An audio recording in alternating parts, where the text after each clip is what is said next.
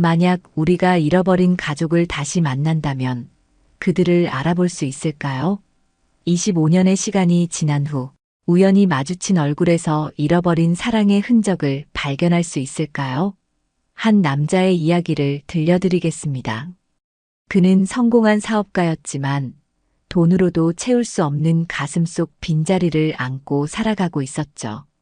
서울 강남의 고층 빌딩 32층 회장실에서 강석주는 창밖으로 내리는 봄비를 바라보고 있었습니다. 태양식품의 최근 분기 실적 보고서는 그의 이마에 깊은 주름을 더했어요. 매출은 작년 대비 15% 하락했고 소비자 신뢰도는 역대 최저치를 기록했습니다. 젊은 기업들에게 밀리고 있군요. 강석주는 중얼거리며 책상 위에 놓인 작은 사진틀을 바라봤습니다. 빛바랜 사진 속에는 웃고 있는 젊은 여자와 3살배기 아이가 있었어요. 손가락으로 사진을 쓰다듬던 강석주는 문득 현실로 돌아와 서류 더미를 정리했습니다. 강석주는 60이 넘은 나이에도 여전히 카리스마 넘치는 경영자로 업계에서 인정받고 있었어요. 그러나 최근 들어 태양식품은 위기를 맞이하고 있었습니다. 젊은 회사들의 공격적인 마케팅에 밀려 태양식품의 이미지는 점점 낡고 구식으로 변해가고 있었죠. 회장님, 오전 일정 확인해 드리겠습니다. 비서가 노크 후 들어와 말했어요. 오늘 구내식당 불시 점검이었지? 강석주는 달력을 확인하며 물었습니다. 네, 11시에 예정되어 있습니다. 김태영 부사장님이 함께 하실 예정이고요. 강석주는 고개를 끄덕였습니다. 태양식품은 국내 최대 식품 기업이었지만 정작 본사 구내식당에 대한 직원들의 불만이 높아지고 있었어요. 이런 상황은 식품회사 이미지에 치명적일 수 있었죠. 아침 회의를 마친 후 강석주는 잠시 시간이 남아 회사 근처 공원으로 향했습니다. 요즘 그는 종종 혼자 산책을 하며 생각을 정리했어요. 벤치에 앉아 따뜻한 아메리카노를 마시며 지나가는 사람들을 바라봤습니다. 가족과 함께 걷는 사람들, 강아지와 뛰어노는 아이들. 그 모습이 어쩐지 그의 마음을 아프게 했지만 누구에게도 그 마음을 내비치지 않았어요. 강석주는 커피를 마시며 문득 어제 꾼 꿈을 떠올렸습니다. 꿈에서 그는 제주도 바닷가를 걷고 있었고 저 멀리서 누군가가 그의 이름을 부르는 소리가 들렸어요. 목소리의 주인공을 찾아 뛰어갔지만 바다만 넘실거릴 뿐 아무도 없었죠. 그는 이런 꿈을 자주 꾸었습니다. 늘 누군가를 찾지만 결코 만나지 못하는 꿈이었어요. 시계를 확인하니 점검 시간이 다가오고 있었습니다. 강석주는 천천히 자리에서 일어나 회사로 돌아갔어요. 사무실로 향하는 엘리베이터 안에서 그는 거울에 비친 자신의 모습을 바라봤습니다. 세월의 흔적이 깊게 패인 얼굴, 그러나 여전히 위험 있는 태도와 깔끔한 외모는 그가 이 업계에서 얼마나 중요한 인물인지를 말해주고 있었죠. 회장실로 돌아온 강석주는 오래된 앨범을 꺼내들었습니다. 그의 비서조차 본 적 없는 개인적인 물건이었어요. 그는 조심스럽게 앨범을 펼쳤고 제주도에서 찍은 마지막 가족 사진을 바라봤습니다. 그날 이후 그는 다시 카메라 앞에 서는 것을 꺼려했죠. 가족 없이 혼자 사진을 찍는 것이 너무 공허하게 느껴졌기 때문이었습니다. 깊은 한숨을 내쉰 강석주는 앨범을 닫고 서랍에 다시 넣었어요. 그리고는 거울 앞에서 넥타이를 고쳐 매며 회장으로서의 면모를 되찾았습니다. 어떤 상황에서도 흔들리지 않는 강인함, 그것이 지난 25년간 그를 지탱해 온 힘이었죠. 회장님, 김태영 부사장님이 오셨습니다. 비서의 목소리에 강석주는 고개를 끄덕였어요. 들어오라고 해.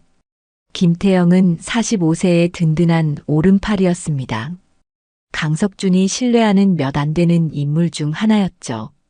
그는 공손하게 인사하며 회장실로 들어왔어요. 구내식당 점검 준비됐습니까? 강석준이 물었습니다. 네, 모두 준비되었습니다. 주방장에게는 통보하지 않았고요. 실제 운영 상황을 볼 수 있을 겁니다. 강석준은 만족스럽게 고개를 끄덕였어요. 그는 자리에서 일어나 김태영과 함께 회장실을 나섰습니다. 세상에 숨길 것 없는 당당한 걸음걸이였죠. 하지만 누구도 알지 못했습니다. 그가 매일 밤 잠들기 전 속삭이는 이름들을, 그가 25년간 간직해온 상처를, 그가 여전히 놓지 못하는 희망을. 태양식품 본사 지하 구내식당은 점심 식사 준비로 분주했습니다. 강석준과 김태영이 들어서자 직원들은 긴장한 표정으로 허리를 숙였어요. 평소 직원들과 거리를 두던 회장이 갑작스레 불시 점검을 나온 것에 모두가 당황한 기색이었습니다. 위생 상태부터 점검해 봅시다. 강석준은 주방으로 향했고 곧 조리대와 냉장고, 식재료 보관 상태를 꼼꼼히 살폈어요. 청결함이 강석준의 철학 중 하나였습니다. 웬만한 호텔보다 깨끗한 주방 상태에 그는 만족스럽게 고개를 끄덕였죠. 오늘의 메뉴는 무엇입니까? 강석준이 주방장에게 물었습니다. 오늘은 된장찌개와 불고기입니다, 회장님. 주방장 최상철이 공손히 대답했어요. 강석준은 냉정한 표정을 유지하며 음식을 살펴봤습니다. 갓 지은 밥에서 김이 모락모락 올라오고 된장찌개는 진한 향기를 풍기고 있었어요. 그는 맛을 보기 위해 숟가락을 들었습니다. 확실히 맛이 예전 같지 않군. 강석준이 미간을 찌푸리며 말했어요. 아, 저 된장은 제가 직접 담근 건데요. 주방 구석에서 갑자기 들려온 목소리에 모두가 고개를 돌렸습니다. 검은 머리를 단정하게 묶은 28 정도 되어 보이는 여성이 야채를 썰다가 말을 건넨 것이었어요. 강석준은 그녀가 눈을 마주치며 미소 짓는 순간 가슴이 철렁 내려앉는 느낌을 받았습니다. 내 이름이? 강석준의 목소리가 떨렸어요. 강채은입니다. 이번 달에 입사한 신입이에요. 그녀는 밝게 미소 지으며 대답했습니다. 강석준은 그 자리에 얼어붙었어요. 강채은. 자신의 딸 이름과 같았고 그 눈매와 미소는 젊은 시절 윤미라를 그대로 닮아 있었습니다. 우연의 일치라기엔 너무 기묘했어요. 강석준의 눈에서는 25년 전 제주도에서 실종된 아내와 어린 딸의 모습이 겹쳐 보였습니다. 회장님 괜찮으세요? 김태영의 걱정스러운 목소리에 강석준은 정신을 차렸어요. 아, 네. 계속하지요. 강석준은 억지로 시선을 돌렸지만 가슴속에서 요동치는 불안과 기대를 진정시킬 수 없었습니다. 이제 모두에게 숨겨왔던 그의 과거가 머릿속을 스쳐 지나갔어요. 25년 전 강석준은 해외 출장 중이었습니다. 아내 윤미라와 3살배기 딸 채은은 제주도에서 휴가를 보내고 있었죠. 그런데 갑작스러운 폭풍으로 윤미라와 채은이 탄 유람선이 뒤집혔고 두 사람은 실종되었습니다. 수색 작업은 한 달 넘게 계속되었지만 아무런 흔적도 찾지 못했어요. 결국 모두가 그들의 죽음을 받아들였지만 강석준만은 그럴 수 없었습니다. 그는 표면적으로는 모든 것을 잊은 듯 사업에 몰두했지만 마음속으로는 단 하루도 그들을 잊은 적이 없었어요. 이 소스는 직접 개발하신 건가요? 강석준은 초조함을 감추기 위해 채은에게 물었습니다. 네, 제가 고향에서 배운 레시피예요. 특별한 간장을 사용해서 그런지 손님들 반응이 좋더라고요. 채은은 자신감 있게 대답했어요. 고향이 어디입니까? 강석준의 심장이 빠르게 뛰었습니다. 목포요. 어부였던 아버지 밑에서 자랐어요. 채은의 대답에 강석준은 약간의 실망감을 느꼈습니다. 하지만 그녀의 얼굴과 목소리는 여전히 그를 혼란스럽게 만들었어요. 점검은 계속되었고 강석준은 겉으로는 냉정함을 유지했습니다. 하지만 그의 시선은 계속해서 채은에게로 향했어요. 그녀가 움직이는 모습, 말하는 방식, 심지어 조리하는 손놀림까지 모든 것이 윤미라를 연상시켰습니다. 불고기 맛이 좋네요. 강석준은 음식을 맛보며 말했어요. 실은 무슨 맛인지도 모르게 먹었지만 대화를 이어가기 위한 말이었습니다. 감사합니다. 사실 어머니의 레시피예요. 말씀은 많이 못하시지만 요리만큼은 정말 잘하셨거든요. 채은의 말에 강석준의 귀가 솔깃해졌습니다. 어머니께서 말씀을 못하신다고요? 네, 어릴 때 사고로 인해 의사소통이 어려우세요. 제 어린 시절 기억도 별로 없어요. 3살 이후부터 기억나는 것 같아요. 채은의 말 한마디 한마디가 강석준의 마음을 뒤흔들었습니다. 강석준은 더 이상 자신의 감정을 통제할 수 없다고 느꼈어요. 그는 잠시 화장실에 다녀오겠다며 자리를 피했고 화장실 거울 앞에서 차가운 물을 세수했습니다. 거울 속 그의 얼굴은 창백했고 눈빛은 불안정했어요. 진정해, 석준아. 그는 스스로에게 속삭였습니다. 그냥 우연의 일치일 뿐이야. 하지만 마음 한구석에서는 작은 희망의 불씨가 타오르기 시작했어요. 만약 그들이 살아있다면? 만약 채은이 정말 자신의 딸이라면? 강석준은 깊은 숨을 내쉬고 다시 주방으로 향했습니다. 이제 그는 더 많은 것을 알아내야만 했어요. 점검을 마친 강석준은 김태영에게 나머지 업무를 맡기고 주방 직원들과 인사를 나누기 시작했습니다. 평소와 달리 한 명씩 격려의 말을 건네며 악수를 청했어요. 주변 사람들은 회장의 갑작스러운 친절함에 놀랐지만 강석준에게는 계획이 있었습니다. 마지막으로 채은에게 다가갔을 때였어요. 강석준은 떨리는 마음을 진정시키려 애썼습니다. 채은이 손을 내밀자 소매 사이로 반짝이는 금팔찌가 눈에 들어왔어요. 그리고 그 팔찌에 달린 작은 펜던트. 강석준의 시선이 그 펜던트에 못 박혔습니다. 그는 본능적으로 채은의 손목을 붙잡았어요. 놀란 채은이 움찔했지만 강석준은 펜던트를 자세히 들여다보았습니다. 거기엔 작은 글씨로 새겨져 있었어요. 나의 천사 채은이에게 마이너스 1988년 2월 27일. 강석준의 눈에서 눈물이 흘러내렸습니다. 이건 25년 전 채은의 3번째 생일에 그가 선물했던 바로 그 팔찌였어요. 그는 다리에 힘이 빠지는 것을 느꼈습니다. 회장님, 김태영이 급히 다가와 강석준을 부축했어요. 채은은 당황한 표정으로 서 있었습니다. 제가 뭐 잘못했나요? 강석준은 떨리는 목소리로 물었어요. 그 팔찌, 어디서 얻었나요? 이거요? 제가 태어날 때부터 가지고 있던 것 같아요. 엄마가 제 소중한 물건이라고 늘 간직하라고 하셨죠. 채은이 조심스럽게 대답했습니다. 강석준은 심호흡을 하며 감정을 추스렸어요. 채은 씨, 죄송하지만 잠시 제 사무실로 올라와 주시겠어요? 중요한 이야기가 있습니다. 채은은 불안한 표정으로 고개를 끄덕였어요. 두 사람이 회장실로 향하는 동안 주방에 남은 직원들은 의아한 표정으로 서로를 바라보았습니다. 엘리베이터 안에서 두 사람은 침묵을 지켰어요.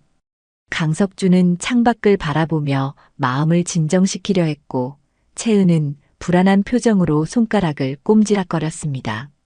32층까지 가는 그 짧은 시간이 강석준에겐 영원처럼 느껴졌어요. 회장실에 도착한 채은은 넓은 공간에 놀란 표정을 지었습니다. 강석준은 그녀에게 소파에 앉으라고 권하고 비서에게 차를 가져오라고 지시했어요. 무슨 일이신가요? 제가 실수라도 했나요? 채은이 조심스럽게 물었습니다. 강석준은 책상 서랍에서 오래된 사진첩을 꺼냈어요. 그는 책상을 돌아 채은 옆에 앉았습니다. 채은 씨, 혹시 본인의 과거에 대해 얼마나 알고 계신가요?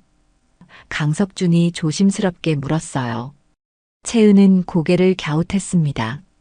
글쎄요, 목포에서 자랐고 어부였던 아버지와 의사소통이 어려운 어머니 밑에서 자랐어요. 3살 이전의 기억은 없지만요. 강석준은 깊은 한숨을 내쉬었어요. 채은 씨, 내가 당신에게 무슨 말을 해도 놀라지 않겠다고 약속해 주겠어요? 채은은 점점 더 불안해 보였지만 고개를 끄덕였습니다. 강석준은 천천히 사진첩을 펼쳤어요. 첫 페이지에는 젊은 시절의 강석준과 아름다운 여성의 웨딩 사진이 있었습니다. 이 여자분이 제 아내 윤미라입니다. 25년 전 제주도에서 실종됐죠. 강석준의 목소리가 떨렸어요. 채은은 사진을 유심히 바라봤습니다. 뭔가 낯이 익은 것 같기도 하고. 강석준은 다음 페이지를 넘겼어요. 윤미라가 갓난아기를 안고 있는 사진이었습니다. 이 아이가 우리 딸 강채은이에요. 당신과 이름이 같죠? 채은의 얼굴이 창백해졌습니다. 잠깐만요. 무슨 말씀을 하시려는 건가요? 강석준은 마지막 페이지를 보여주었어요. 제주도 바닷가에서 찍은 가족 사진이었습니다. 3살짜리 채은이 금팔찌를 자랑스럽게 보여주고 있었어요. 바로 채은이 지금 차고 있는 그 팔찌였습니다. 25년 전 내 아내와 딸은 제주도에서 휴가 중이었어요. 나는 해외 출장 중이었고 갑작스러운 폭풍으로 그들이 탄 배가 전복됐어요. 수색 작업은 1달 넘게 진행됐지만 아무런 흔적도 찾지 못했습니다. 강석준의 눈에서 눈물이 흘러내렸어요. 채은은 말없이 사진을 바라봤습니다. 그녀의 손이 미세하게 떨리고 있었어요. 당신이 차고 있는 그 팔찌는 내가 채은의 3번째 생일에 선물한 것입니다. 나만의 특별한 주문 제작이었죠. 강석준이 말을 이었어요. 이건 말도 안 돼요. 저는 목포에서 자랐어요. 박진우 아버지와 함께요. 채은의 목소리가 떨렸습니다. 혹시 목포에 계신 어머니의 이름이 윤미라가 아닌가요? 강석준이 조심스럽게 물었어요. 채은의 눈이 커졌습니다. 어떻게 아셨어요? 맞아요. 어머니 이름은 윤미라예요. 하지만 이건 강석준은 채은의 손을 잡으려 했지만 그녀가 뒤로 물러섰어요. 죄송합니다. 너무 갑작스러운 이야기였죠. 하지만 이 모든 일치는 우연이라고 보기 어렵습니다. 채은은 혼란스러운 표정으로 자리에서 일어났어요. 저는 잠시 생각할 시간이 필요해요. 이게 다 무슨 일인지. 강석준은 고개를 끄덕였습니다. 이해합니다. 하지만 한 가지만 부탁해도 될까요? DNA 검사를 해봤으면 합니다. 그것만이 확실한 답을 줄 수 있을 것 같아요. 채은은 잠시 생각하더니 천천히 고개를 끄덕였어요. 좋아요. 저도 진실이 궁금해요. 강석준은 안도의 한숨을 내쉬었습니다. 25년간 꺼지지 않았던 희망의 불씨가 이제 환하게 타오르기 시작했어요. 다음 날 아침 강석준은 잠을 거의 이루지 못했습니다. 그는 밤새 오래된 가족 앨범을 뒤적이며 과거의 기억 속을 헤엄쳤어요. 윤미라와의 첫 만남, 결혼식, 채은의 탄생. 행복했던 그 시절이 너무나 생생하게 떠올랐습니다. 9시 정각, 그의 휴대폰이 울렸어요. 발신자 표시에는 강채은이라고 떠 있었습니다. 강석준은 떨리는 손으로 전화를 받았어요. 여보세요, 채은 씨. 강석준의 목소리에는 기대감이 묻어났습니다. 회장님, 어제 이야기한 대로 DNA 검사를 받고 싶어요. 어떻게 진행하면 될까요? 채은의 목소리는 조금 지쳐 있었어요. 그녀도 밤새 잠을 이루지 못했던 게 분명했습니다. 내가 모든 준비를 해두었어요. 오늘 오전에 시간 괜찮으세요? 강석준이 물었습니다. 네, 괜찮아요. 오늘은 원래 오프였거든요. 채은이 대답했어요. 2시간 후 그들은 강남의 한 종합병원 VIP 룸에서 만났습니다. 채은은 긴장한 모습이었지만 결연한 표정이었어요. 강석준은 그녀에게 미소를 지으며 인사했습니다. 잘 오셨어요. 여기는 내가 항상 이용하는 병원이라 신뢰할 수 있어요. 강석준이 말했습니다. 채은은 고개를 끄덕였어요. 저, 질문이 하나 있어요. 만약 검사 결과가 나온다면 어떻게 될까요? 강석준은 잠시 생각에 잠겼습니다. 그 역시 그 질문에 대한 답을 준비하지 못했어요. 글쎄요. 솔직히 저도 잘 모르겠습니다. 하지만 한 가지 확실한 건 어떤 결과가 나오든 당신의 의사를 최우선으로 존중하겠다는 거예요. 검사는 간단했습니다. 2사람 모두 구강세포를 채취하는 방식으로 진행되었어요. 의사는 결과가 3일 후에 나올 것이라고 설명했습니다. 검사를 마치고 병원 카페에서 만난 2사람은 어색한 침묵 속에 앉아 있었어요. 강석준은 용기를 내어 대화를 시작했습니다. 목포에서의 생활은 어땠나요? 그가 조심스럽게 물었어요.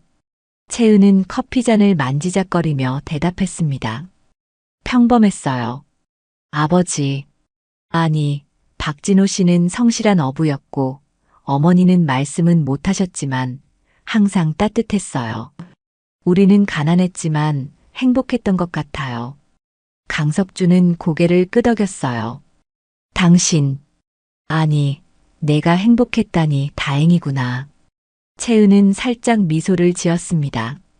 어머니는 가끔 바다를 바라보며 우셨어요. 이해할 수 없었는데, 혹시 그때 어머니가 회장님을 생각하고 계셨던 걸까요? 강석준의 눈에 눈물이 고였어요. 그럴지도 모르지. 미라는 항상 감성적인 사람이었어. 그래서 더 사랑했지. 어머니의 상태가 어떻게 그렇게 됐는지 아세요? 채은이 물었습니다. 강석준은 고개를 저었어요. 모르겠어.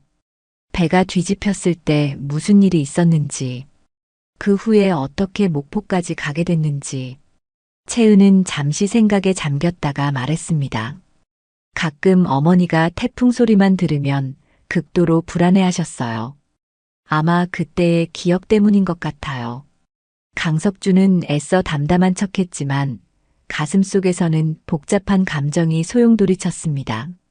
그가 부재한 동안 윤미라와 채은이 겪었을 고통을 생각하니 마음이 무너져 내렸어요.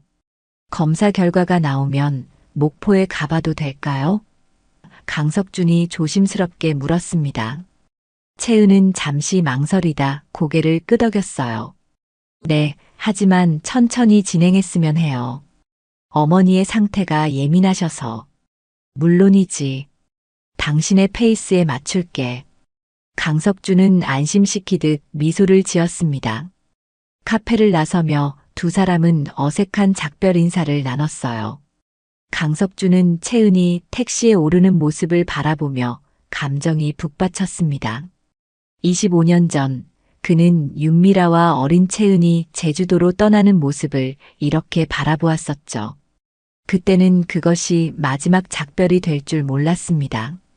다음 날 강석준은 회사 일에 집중하려 했지만 마음은 온통 채은과 윤미라 생각뿐이었어요.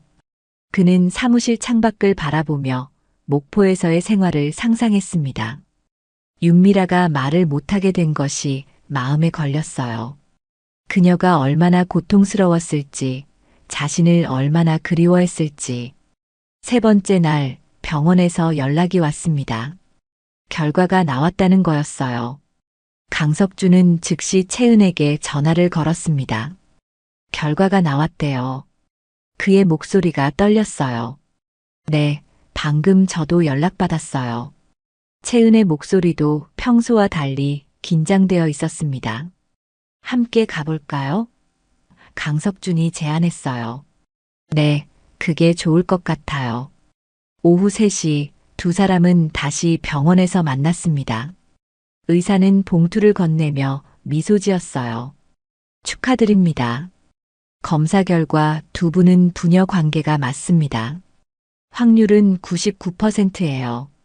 강석준의 눈에서 눈물이 흘러내렸습니다. 채은 역시 눈시울을 붉혔어요.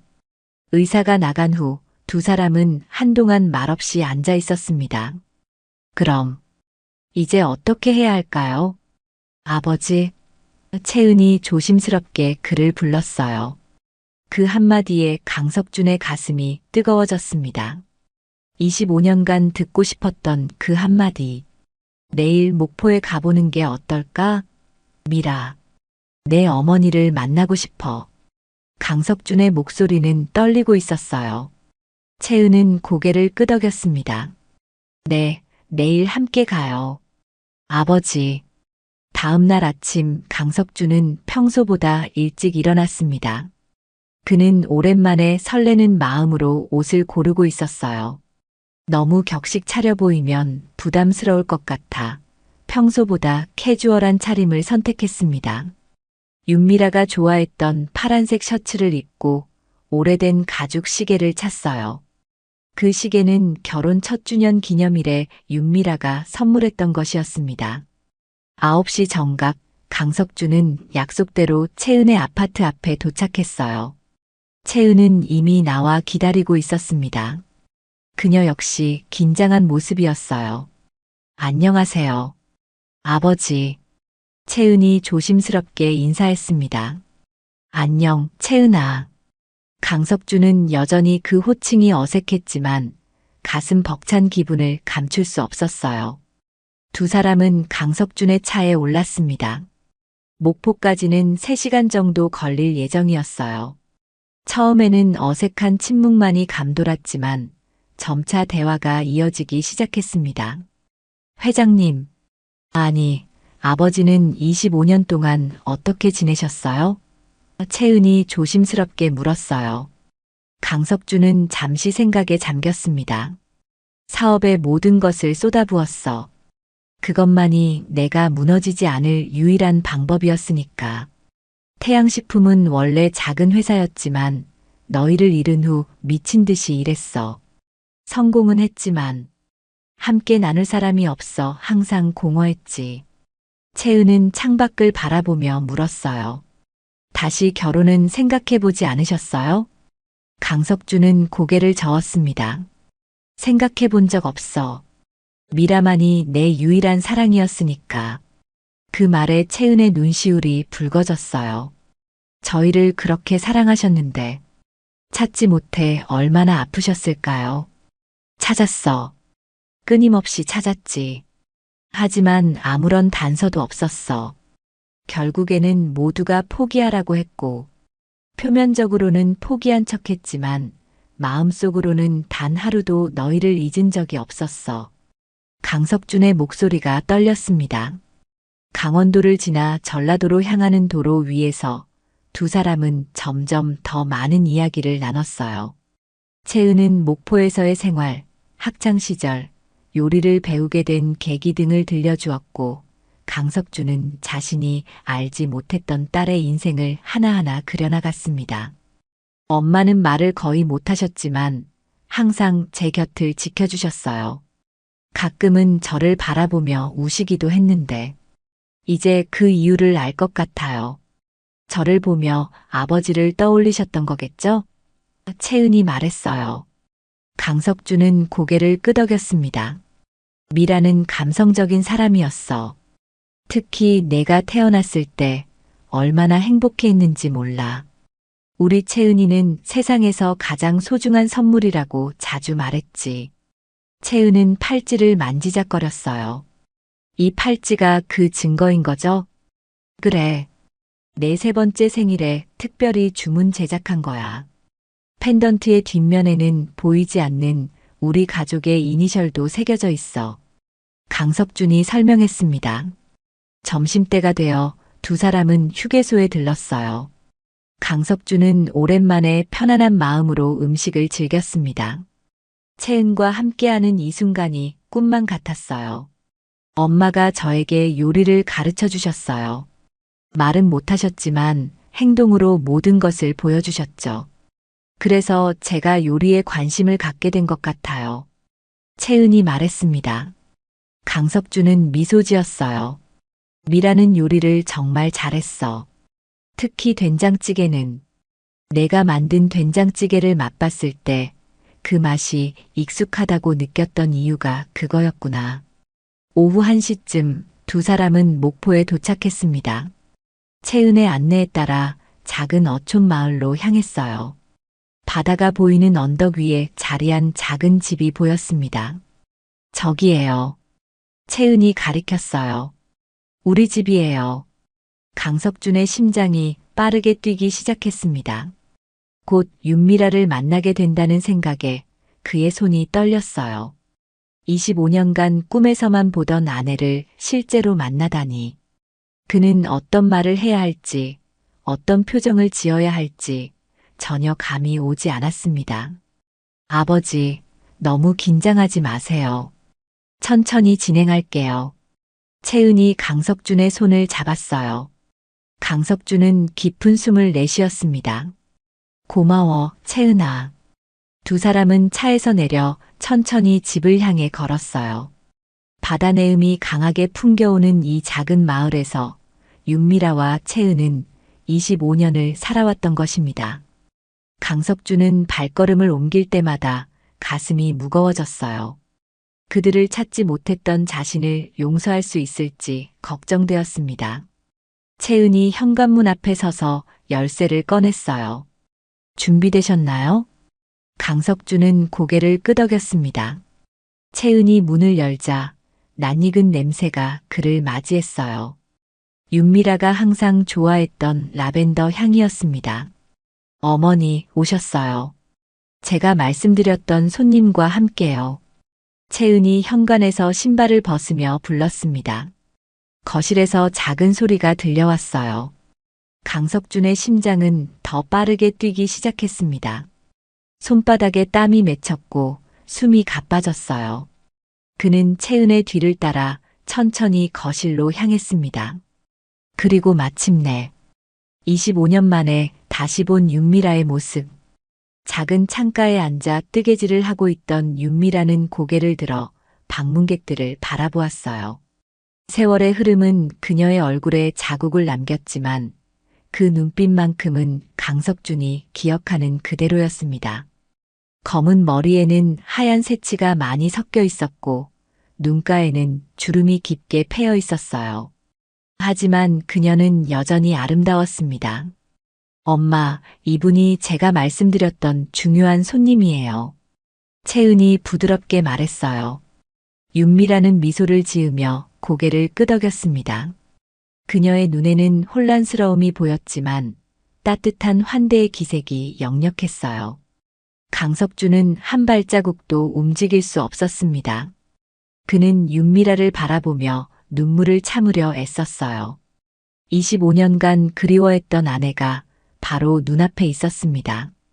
그는 윤미라에게 달려가 안고 싶었지만 그녀의 상태를 생각해 천천히 다가갔어요. 안녕하세요, 미라 씨.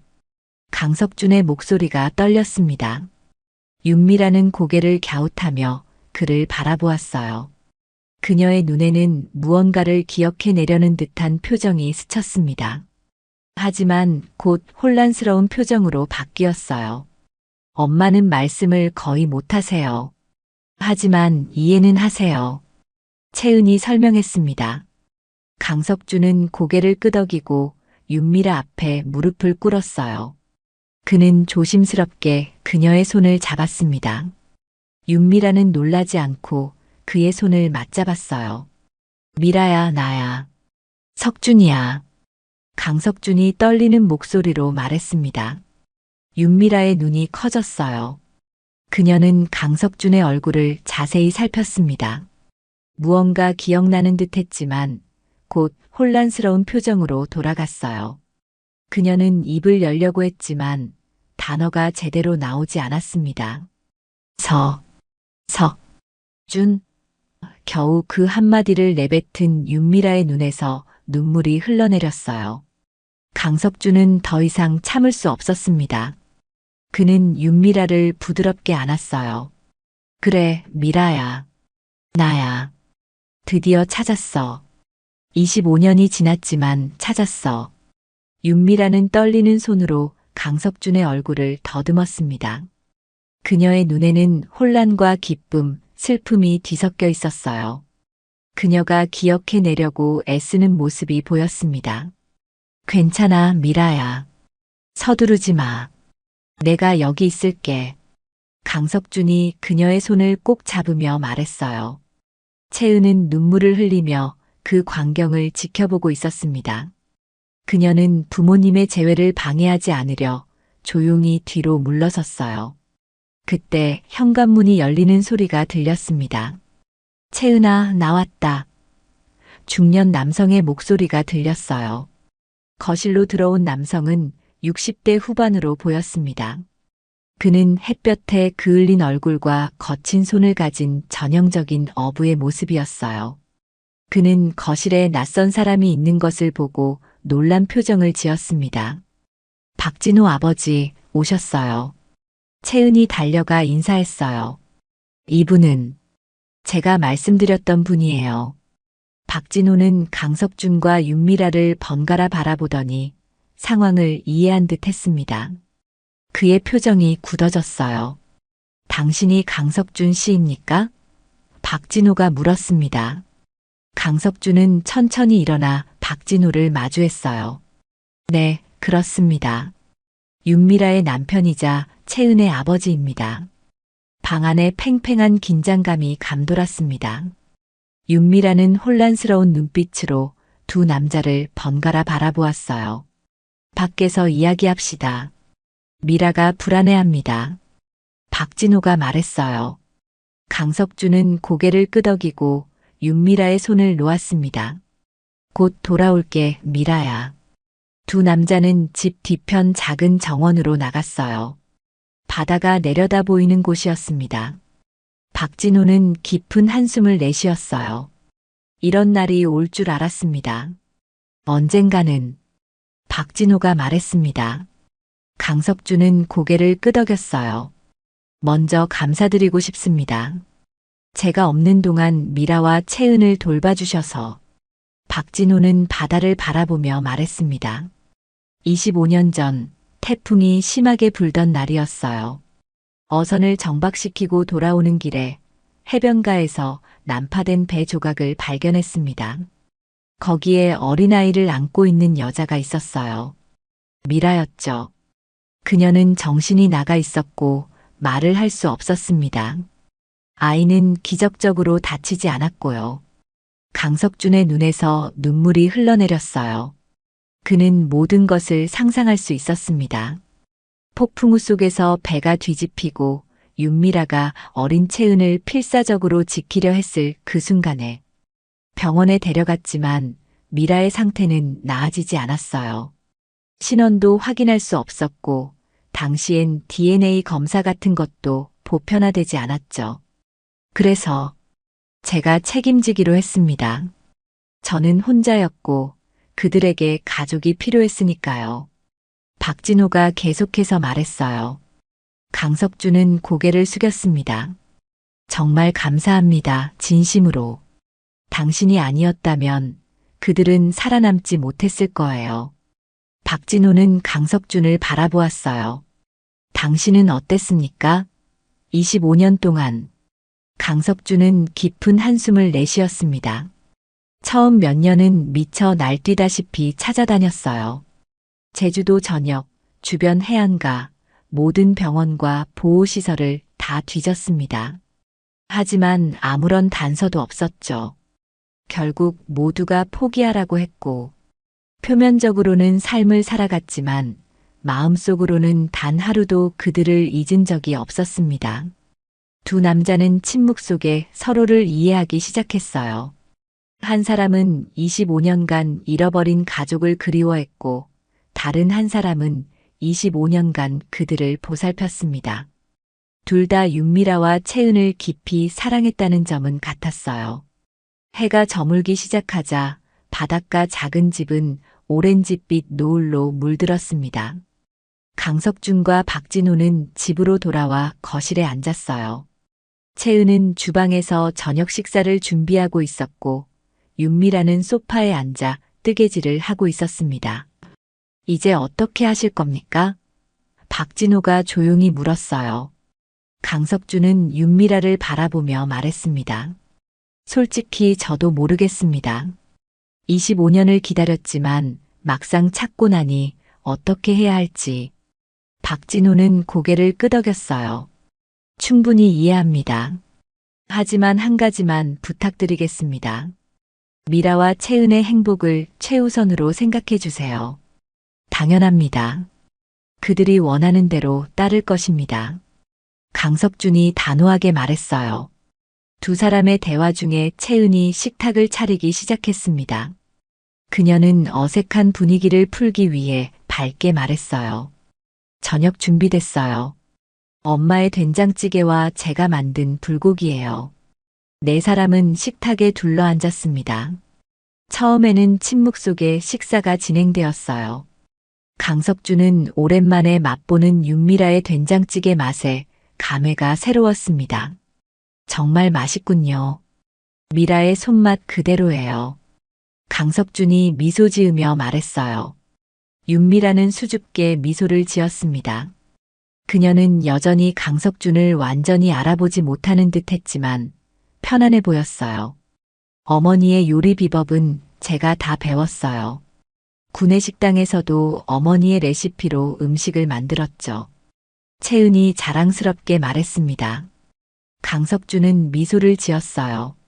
내가 만든 된장찌개를 먹었을 때 왠지 모르게 익숙한 맛이라고 생각했었어. 역시 미라의 레시피였구나.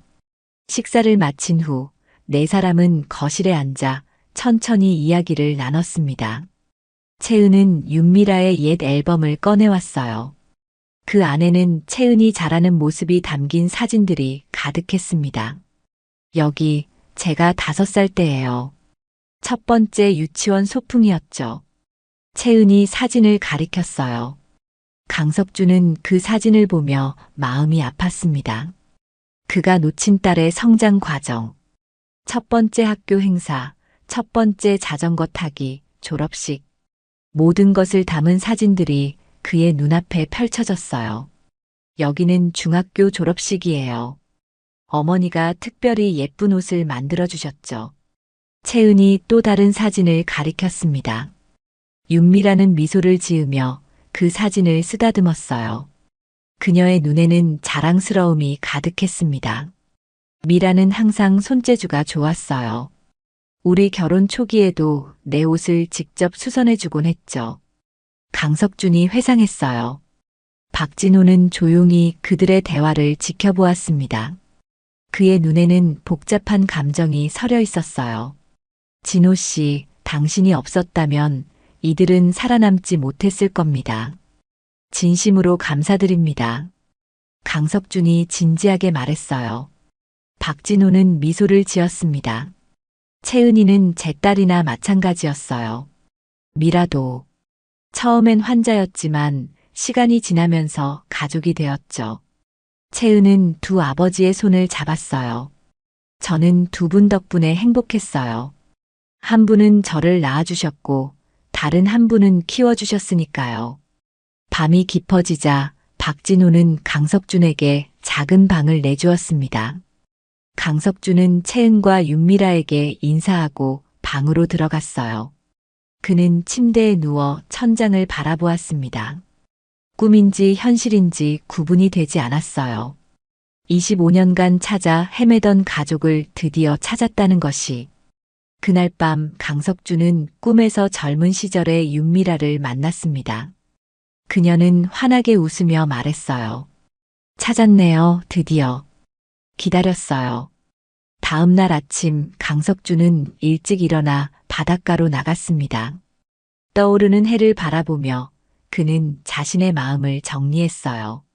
무엇이 윤미라와 채은에게 가장 좋은 선택일까? 그들을 서울로 데려가야 할까? 아니면 그가 목포로 내려와야 할까?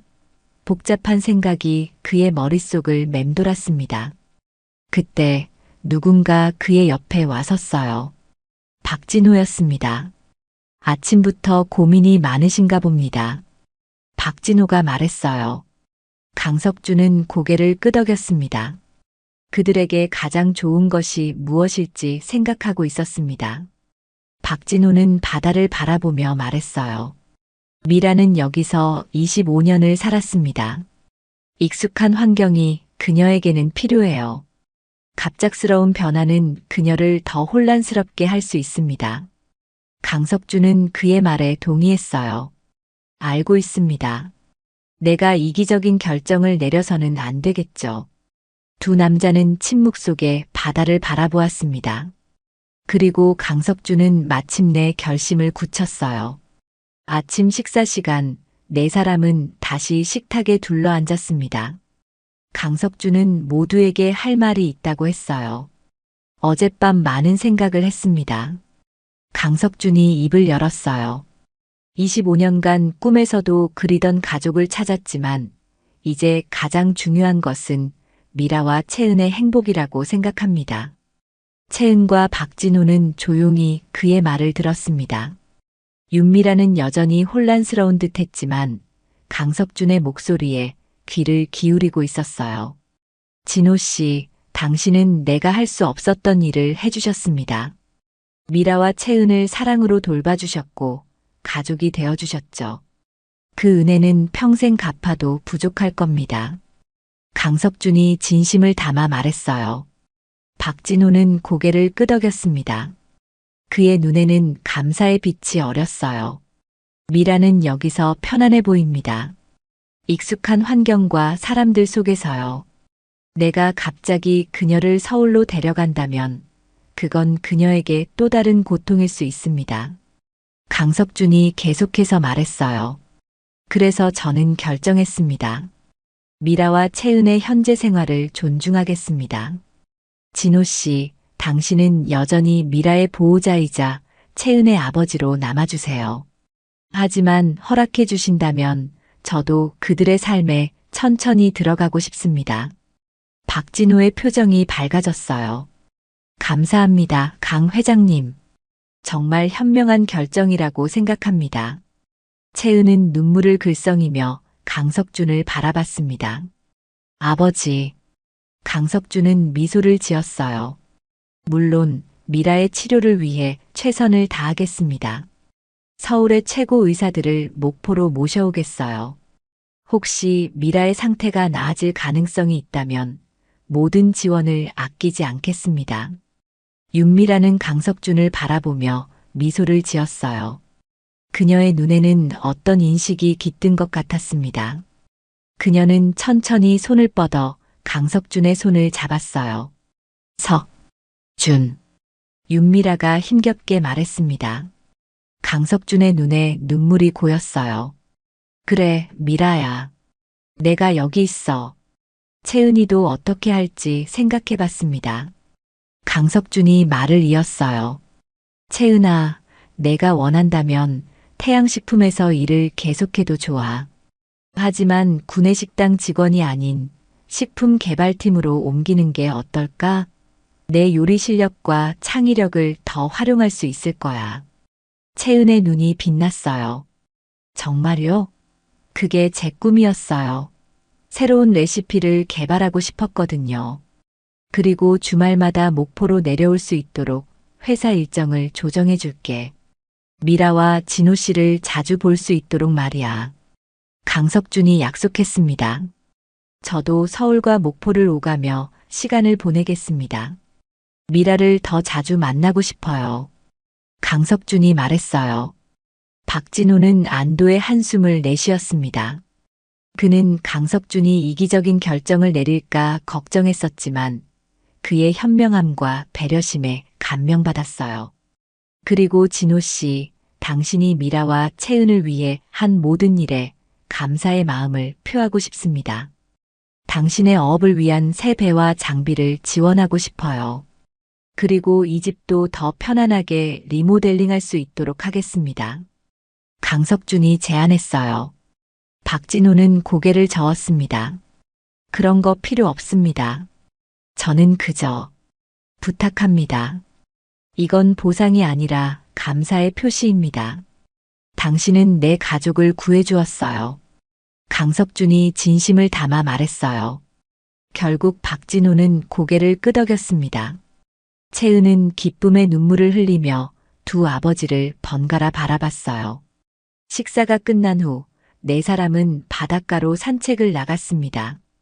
윤미라는 박진호의 부축을 받으며 천천히 걸었고 채은과 강석준은 그 뒤를 따랐어요. 아버지, 정말 감사해요. 이렇게 현명하게 결정해 주셔서. 채은이 말했습니다. 강석준은 딸의 어깨를 감싸 안았어요. 내 행복이 가장 중요하단다. 그리고 미라, 내 어머니도. 채은은 강석준을 바라보며 미소 지었습니다. 25년이라는 시간이 흘렀지만 우리는 여전히 가족이네요. 그래, 우리는 항상 가족이었단다. 단지 잠시 헤어져 있었을 뿐이야. 강석준이 대답했어요. 바다 위로 저무는 해가 아름다운 빛을 드리웠습니다. 강석준은 25년 만에 처음으로 진정한 평화를 느꼈어요. 그가 잃어버렸던 가족을 찾았고 이제 새로운 시작을 할 수 있게 되었습니다. 태양식품으로 돌아간 강석준은 회사에 새로운 활력을 불어넣었어요. 채은의 레시피를 바탕으로 한 신제품 라인이 출시되었고 큰 성공을 거두었습니다. 어머니의 손맛이라는 브랜드로 출시된 된장찌개와 불고기 소스는 소비자들에게 큰 사랑을 받았어요. 매주 금요일이면 강석준은 회사 일을 일찍 마치고 목포로 향했습니다. 그는 윤미라와 함께 시간을 보내며 옛 추억을 이야기했어요. 비록 윤미라는 많은 것을 기억하지 못했지만 강석준의 이야기를 들으며 조금씩 과거를 떠올리는 것 같았습니다. 채은 역시 주말마다 목포로 내려왔어요. 두 아버지와 어머니가 함께하는 시간은 그녀에게 가장 행복한 순간이었습니다. 그들은 비록 전통적인 가족의 형태는 아니었지만 서로를 깊이 사랑하고 존중하는 특별한 가족이 되었어요. 어느 날 윤미라는 강석준에게 오래된 상자 하나를 건넸습니다. 그 안에는 그녀가 25년간 간직해온 작은 물건들이 들어있었어요. 바다에서 건져진 결혼반지, 물에 젖어 훼손된 사진 한 장, 그리고 작은 종이 쪽지. 거기에는 윤미라의 서툰 글씨로 석준, 사랑해라고 적혀 있었습니다. 강석준은 그 물건들을 보며 눈물을 흘렸어요. 윤미라는 말을 잃었지만 마음속으로는 항상 그를 기억하고 있었던 것입니다. 나도 항상 너를 사랑했어, 미라야. 25년간 단 하루도 너희를 잊은 적이 없었어. 강석준이 속삭였어요. 윤미라는 미소를 지으며 그의 손을 꼭 잡았습니다. 비록 과거로 돌아갈 수는 없지만 그들은 이제 새로운 미래를 함께 만들어갈 수 있게 되었어요. 잃어버린 25년의 시간은 돌이킬 수 없지만 앞으로의 시간은 그들의 것이었습니다. 그리고 이것이 바로 인생의 아름다움이 아닐까요? 잃어버린 것을 슬퍼하기보다 찾은 것에 감사하며 새로운 시작을 할 수 있는 용기. 강석준과 윤미라, 채은과 박진호는 각자의 상처를 안고 있었지만 함께 치유해 나가는 법을 배웠습니다. 그들의 이야기는 희망과 사랑, 그리고 용서에 관한 것이었어요. 그리고 무엇보다 결코 포기하지 않는 믿음에 관한 이야기였습니다.